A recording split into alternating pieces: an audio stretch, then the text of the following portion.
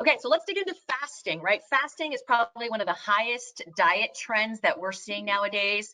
In particular, fasting for weight or fat loss is what we're going to focus on.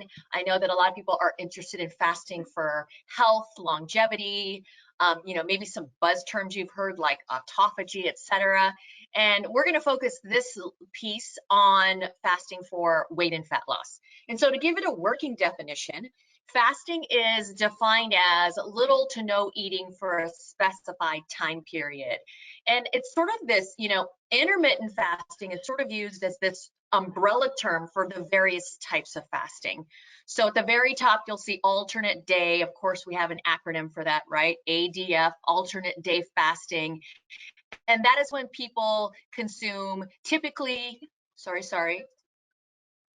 between 0 to 25% of their, calorie needs for the day, depending on the study that you look at, followed by 24 hours of unrestricted eating or ad libitum eating, as you'll see in the research. So basically 0 to no eating, then you eat whatever you want, back and forth, back and forth. That's alternate day. The second type is periodic whole day fasting.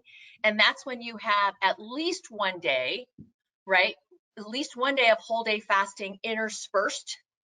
So the typical protocol would be a 5-2 fast, which would be, maybe you eat your normal diet, throughout the week, except for Monday and Wednesdays when you eat nothing or maybe a little bit, maybe 500 calories or so. So that would be the 5-day.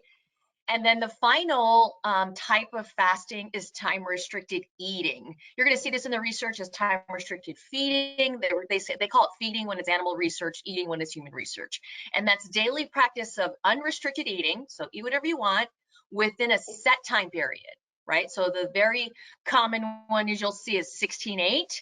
And there's also religious and spiritual practices that have gone on for many, many, many years, like Ramadan fasting that Muslims practice.